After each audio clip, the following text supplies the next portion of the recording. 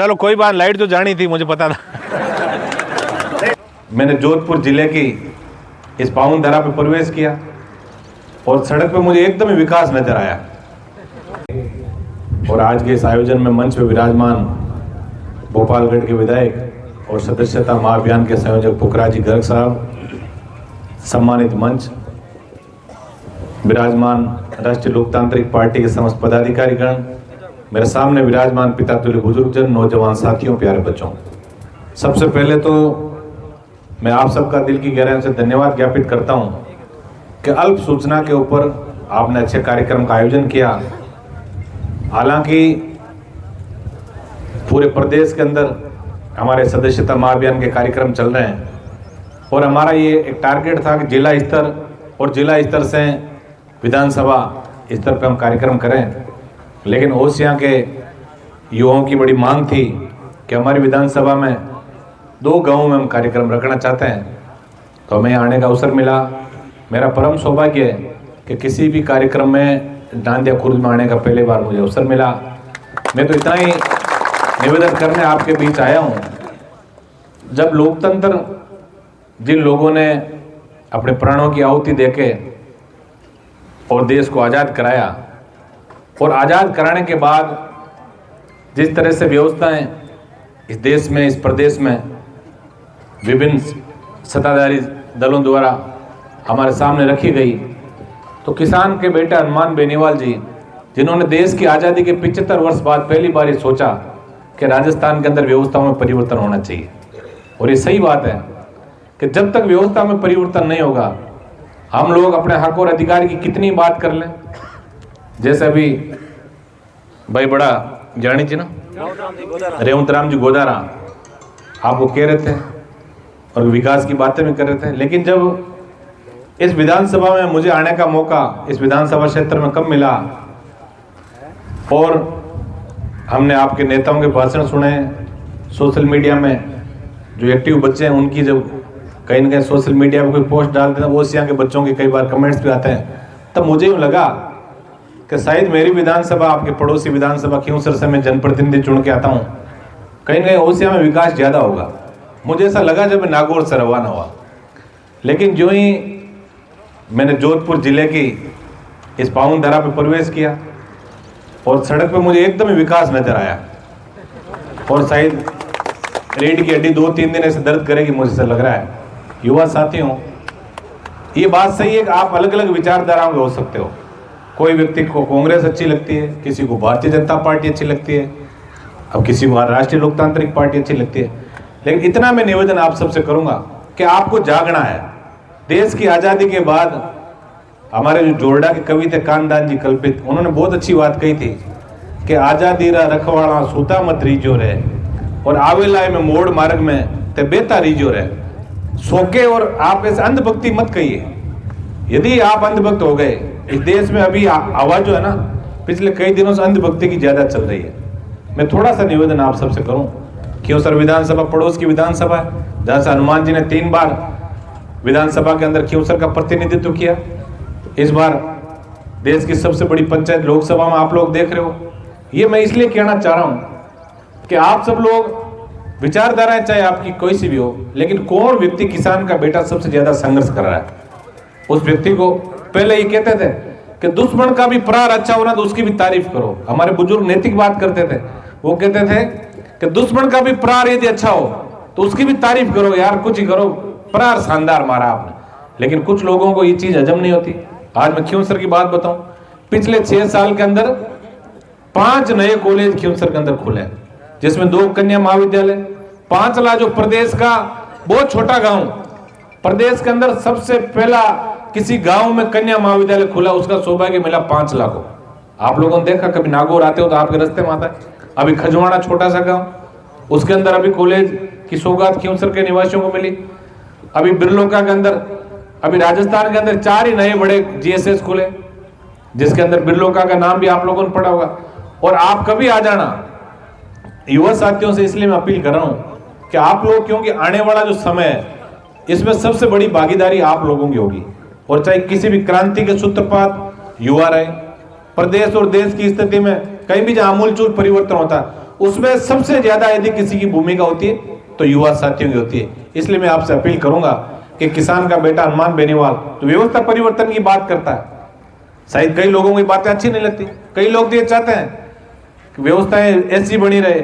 जो जनप्रतिनिधि आपने देखा ना, हम भी जब 2008 के अंदर खियोसर में हनुमान जी पहली बार आए, आप गूगल पे आप लोग देखते हो, और इतना निवेदन करूंगा गूगल पे क्लिक मार के और 2008 से पहले के खियोसर की एक तस्वीर भी आप देख लो और आज की तस्वीर भी आप देख लो, विकास अपने आप आपको नजर आ जाएगा। हमें कुछ कहने की जरूरत नहीं है, हम उन व्यक्तियों में नहीं है। अभी कई लोग कहते हैं कि साहब आप तो उद्घाटन नहीं करते।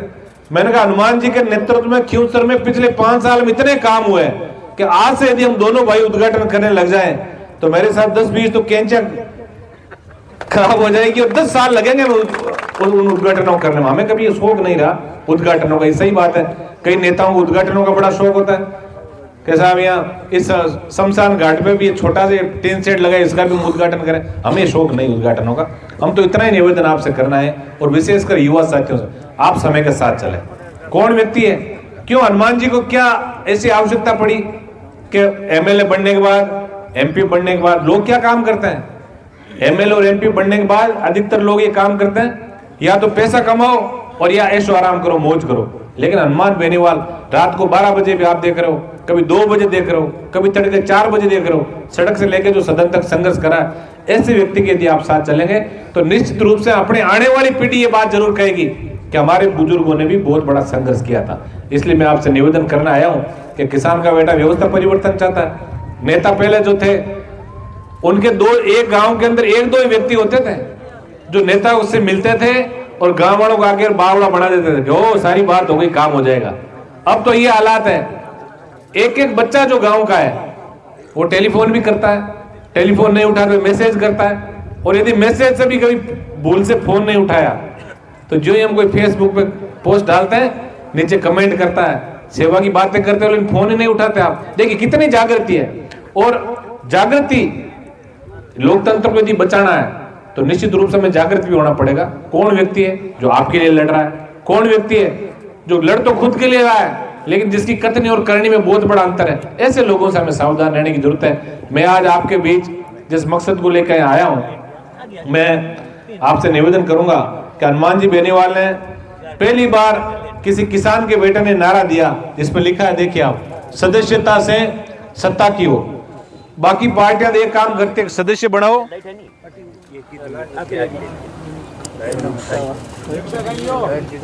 चलो कोई बात, लाइट तो जानी थी मुझे पता था।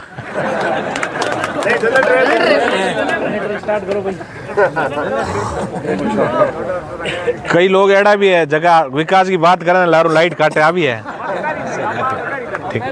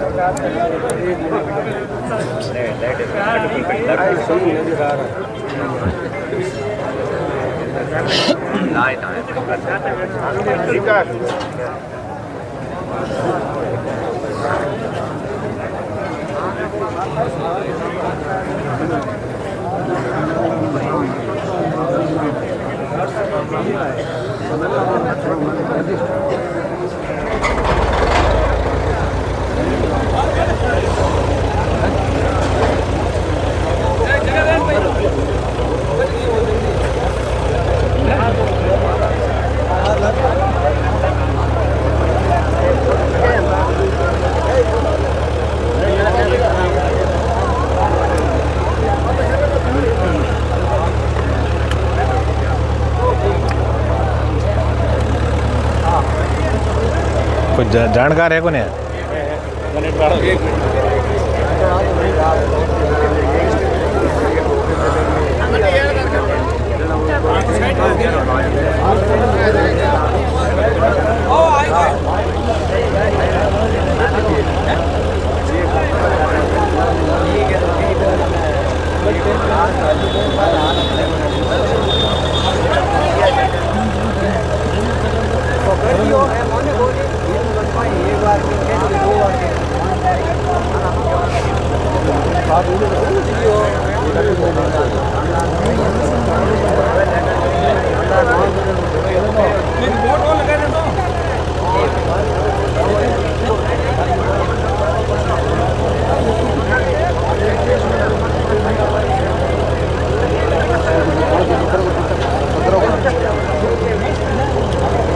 अनावश्यक भीड़ मत करो ना वहाँ, वो काम करने वाला कर नहीं पाएगा, जो नहीं जानते भाई वो भी ऐसा करें। इनको इधर लाओ आप, जो वहाँ जानता है उसको खड़ा रखो भाई, ये सब वहाँ भीड़ करने से क्या होगा।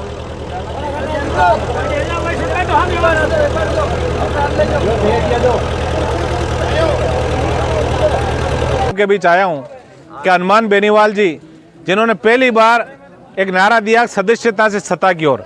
हनुमान जी कहते हैं कि मैं किसान के बेटों को, मैं मेरे धरती पुत्र भाइयों को सत्ता के शिखर तक लेके जाऊंगा। पहला व्यक्ति, अरे अना आ जाओ भाई थे, अना हो अगला छोड़ो भी ना। किसी किसान के बेटा ने कहा कि मैं अपने भाइयों को सत्ता के शिखर तक लेके जाऊंगा सदस्यता महाअभियान के मार्फत।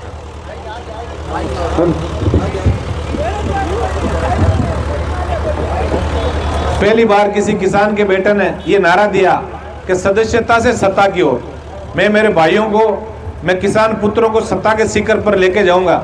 और ये सही बात है, जब तक 36 कौम के लोग, पीड़ित व्यक्ति और समाज के अंतिम छोर में बैठा व्यक्ति, जब तक उसकी सत्ता के अंदर भागीदारी नहीं होगी, तब तक हम विकास की खाली कोरी बातें ही कर सकते हैं। विकास करना हम सबके लिए संभव है।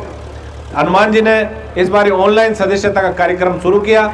अभी उनके पास सारे डाटा है, कौन से गांव से कौन सा व्यक्ति कितने मेंबर रोज बना रहा है। आज आप देख रहे हो सोशल मीडिया के माध्यम से जो युवा साथी हैं, हनुमान जी रोज बीच बीच में 15 लोगों का, 10 लोगों का रोज फोटो भी प्रकाशित करते हैं कि ये महान योद्धा है जिन्होंने इस तारीख को सबसे ज़्यादा सदस्य राजस्थान के अंदर बढ़ाए। तो मैं इतना ही निवेदन आप सबसे करना आया हूँ कि जो समर्पित भाव से राजनीति के अंदर आगे आना चाहते हैं, जो समर्पित भाव से चाहते हैं कि हमारा भी राजनीति के अंदर कहीं ना कहीं दखलंदाजी हो, तो निश्चित रूप से आप हनुमान जी के साथ जुड़े। और आपको हनुमान जी ने जो प्लेटफॉर्म उपलब्ध कराया राजनीति में आगे बढ़ने का, निश्चित रूप से किसान कौम के जो बेटे हैं उन लोगों का भविष्य एक दिन इससे उज्जवल होगा। मैं इतना निवेदन आपसे करना आया हूँ। 77-328 77-328 ये आपके जो नंबर ये पर्दे पे लिखे हुए हैं, आप इस नंबर पे एक बार आप मिस कॉल देंगे तब फ़ोन अपने आप कट जाएगा। और उसके बाद आपका जो मैसेज जो राष्ट्रीय लोकतांत्रिक पार्टी परिवार की तरफ से आता है, उस मैसेज को आप, ये जो डायरी जो है ये रही, ये हमने वो ऑनलाइन के साथ साथ ऑफलाइन का भी ये शुरू किया है कि प्रत्येक बूथ तक जाके, और हमारे प्रयास रहे, क्योंकि कई माता बहनों के पास मोबाइल नहीं है, कई हमारे बुजुर्ग हैं जिनके पास मोबाइल नहीं है, और जो छोटे मोबाइल हैं नोकिया जैसे, इनके अंदर कई बार थोड़ी दिक्कत ये आती है कि मैसेज वापस सही आ नहीं पा रहे हैं। तो हमने ऑफलाइन का भी कार्य शुरू किया है। हमारा जो कार्यकर्ता है वो घर घर जाके और आप लोगों से ये निवेदन करेगा कि आप 77-328 77-328 इस नंबर पर आप मिस कॉल करें, और जब फ़ोन कट जाएगा तब जो मैसेज आएगा उसको, ये जो सदस्यता क्रमांक जो लिखा है इसके अंदर आपको उस मैसेज के नंबर आप लोगों को लिखना है, और वो अपनी आईडी भी आप बना के, और उससे यदि हमारी आईटी टीम को भेजोगे तो सारा आंकड़ा हमारे पास 31 तारीख को उपलब्ध होगा कि किस व्यक्ति ने किस विधानसभा क्षेत्र में कितने मेंबर बनाए। हनुमान जी ने कहा 31 अगस्त के बाद मैं कार्यकारिणी का विस्तार भी करूंगा, और निश्चित रूप से जो अच्छा काम करेंगे उनको कहीं ना कहीं संगठन के अंदर पद भी मिलेगा, आपको आगे बढ़ने का रास्ता भी मिलेगा। इसलिए मैं आप सबसे ये निवेदन करूंगा कि अभी 31 तारीख तक जो 3-4 दिन जो बचे हैं, इसके अंदर हमें घर घर जाके और ऑनलाइन के साथ साथ ऑफलाइन वर्कर भी कार्यकर्ता हम सब लोगों को बनाने हैं। मैं जिन लोगों के पास, कईयों के पास मोबाइल नहीं है, तो इसके अंदर जो सदस्यता क्रमांक लिखा है उसके अंदर परिवार के मुखिया का मोबाइल नंबर या आप आधार नंबर जो भी आप यहाँ लिख रहे हैं, इस हिसाब से अपने को ज़्यादा से ज़्यादा कोशिश करनी है कि हम अधिक से अधिक सदस्य बना के, और सत्ता प्राप्ति का जो हनुमान जी का मकसद है उस मकसद में हम लोग कामयाब हों। हम सबका प्रयास है कि खुशहाल राजस्थान आप लोगों को मिले, और उसके लिए देखिए जिन दोनों पार्टियों ने आज तक बारी बारी से सत्ता प्राप्ति की, उनका एक ही मकसद है कि आप लोगों को झूठे झांसे में रख के, कभी किसी जाति को जाति से लड़ा के, धर्म को धर्म से लड़ा के और अपना उल्लू सीधा करके सत्ता प्राप्ति उनका मकसद है। हनुमान जी ने 2008 के अंदर कहा कि सिर्फ सत्ता प्राप्ति मेरा मकसद नहीं है, मैं चाहता हूँ कि व्यवस्था के अंदर परिवर्तन हो, व्यवस्था ऐसी बने, और आज आप देख रहे हो व्यवस्था में वास्तव में बहुत सुधार हुआ है। हम भी जब 2008 में हनुमान जी पहली बार खींवसर से विधायक बने तो पांचोड़ी का जो थाना था उसमें बाहर लिखा हुआ था कि कृपया जूते बाहर उतारें। ये हकीकत बात है। आज स्थितियां ये बदल गई कि आप देख रहे हो, आप आंदोलन करते हो और कलेक्टर एसपी सड़क पे आते हैं। यदि व्यवस्था परिवर्तन की बात यदि वास्तव में हम करें तो हमारा जो मारवाड़ का इलाका है यह सबसे ज्यादा व्यवस्थाओं में परिवर्तन हुआ और उसका अधिकतर श्रेय जो है वो हनुमान जी को है। हनुमान जी ने नेताओं को भी सड़क सड़क घुमाना सिखा दिया। पहले कोई आते थे क्या बांध भराने, कोई बैठने, आते हो तो बुजुर्ग बैठे पूछ लो, कोई एमएलए एमपी को देखा कभी आपने? अब दौड़ रहे नहीं दौड़ रहे सड़कों पे? तो ये सब आपकी जागृति का परिणाम है और होना भी ये चाहिए। नेता, जनप्रतिनिधि ये कोई मालिक नहीं होता, ये आपका मुनीम होता है। ये ध्यान रखो, जनता का मुनीम है जनप्रतिनिधि। आप जो आपकी सेवा जो चाहोगे, विकास की बात यदि हम करें, आपके सुख दुख में आड़े आने की बात यदि करें, आप जागृत रहोगे तो निश्चित रूप से वो जनप्रतिनिधि आके आपकी सेवा भी करेगा, आपके सुख दुख में आड़े आने का हमेशा प्रयास भी करेगा। इसलिए इतनी जागृति यह जरूरी है। ये निवेदन मैं आप लोगों के बीच करना आया हूँ। मैं आज आगे भी कई कार्यक्रम में आने में थोड़ी देर हुई, एक दो पहले भी कार्यक्रम थे। मैं इतना ही निवेदन आप सबसे करने जा रहा हूँ। आज बड़ा अच्छा लगा, पहले जो हमारी विधानसभा में भी बच्चों ने जिद कर लिया एक बड़ा कार्यक्रम हम रखेंगे, और यहाँ भी मुझे मंच पे जो 36 कौम के लोग दिख रहे हैं, ये कुछ जातियोगत बातें, कुछ आरोप ये हनुमान बेनीवाल जी पे कांग्रेस और भारतीय जनता पार्टी के लोग लगाते हैं। लेकिन आपने देखा हनुमान जी ने कभी मेरे हिसाब से किसी पीड़ित व्यक्ति को ये नहीं पूछा कि तेरी जाति क्या है, कौन सी पार्टी से बिलोंग करता हूँ। तो एक ही बात कहते हैं कि मेरे पास जो भी व्यक्ति का टेलीफोन आ गया या जो भी व्यक्ति मेरे घर पे आ गया, उसकी पीड़ा हरने का काम मैं ईमानदारी से करूंगा। हमेशा गरीब को गणेश मान के उन्होंने सेवा करने का काम किया और उसी का परिणाम है कि दोनों दलों के प्रत्याशियों को पीछे धकेल के और आज न केवल खींवसर विधानसभा, बाकी देश की सबसे बड़ी पंचायत लोकसभा में भी आपका प्रतिनिधित्व करते हैं। आप अखबारों के माध्यम से अभी पढ़ा होगा आपने कि हनुमान जी राज्यसभा और लोकसभा से जो सांसद सारे जो चुन के जाते हैं, 35 सांसदों में सबसे पहला नंबर मुद्दे उठाने में हनुमान बेनीवाल जी का है। इसलिए मैं इतना निवेदन आप सबसे करूंगा कि किसान का बेटा जो रात और दिन जाग के ये प्रयास कर रहा है कि आपका और हमारा, हम सब की सत्ता में भागीदारी कैसे हो, तो ऐसे व्यक्ति को आप थकने मत देना, क्योंकि हनुमान जी की ताकत किसान और जवान है। तो मैं ये निवेदन आपसे करने आया हूँ कि सदस्यता का जो अभियान चल रहा है, इस अभियान में ओसियां विधानसभा क्षेत्र से भारी संख्या में नए सदस्य राष्ट्रीय लोकतांत्रिक पार्टी जोड़ के और हनुमान जी बेनीवाल को इतनी मजबूती आप देना कि राजस्थान की जब 2023 के जो चुनाव है उसके अंदर सत्ता के शिखर पे आप सब लोगों की मौजूदगी कहीं न कहीं नजर आए। हनुमान जी एक ही बात कहते हैं कि मैं राजस्थान के अंदर किसान और जवान के स्वाभिमान का झंडा बुलंद करना चाहता हूं। ये झंडा तभी बुलंद होगा जब आप ज्यादा से ज्यादा संख्या में राष्ट्रीय लोकतांत्रिक पार्टी के सदस्य बनेंगे। मैं एक बार पुनः आप सबसे अपील करूंगा, ऑनलाइन इस नंबर पे मिस कॉल देके या ऑफलाइन हमारी ये जो डायरियां जो आप लोगों तक जल्दी पहुंच रही है उसमें सदस्य बन के और हनुमान बेनीवाल आपके बेटे, आपके भाई हनुमान बेनीवाल के हाथ आप लोगों को मजबूत करना है। एक बार पुनः इस कार्यक्रम के आयोजन के लिए समस्त पदाधिकारियों और कार्यकर्ताओं को जिनका प्रत्यक्ष और अप्रत्यक्ष रूप से इसके अंदर सहयोग रहा, उन सबको दिल की गहराइयों से धन्यवाद देना चाहूंगा कि आपने सुंदर कार्यक्रम का आयोजन किया। और इसी अपेक्षा के साथ कि राष्ट्रीय लोकतांत्रिक पार्टी के ज्यादा से ज्यादा संख्या में सदस्य जोड़ के और आप अपने बेटे, अपने भाई हनुमान बेनीवाल को मजबूत करेंगे। धन्यवाद।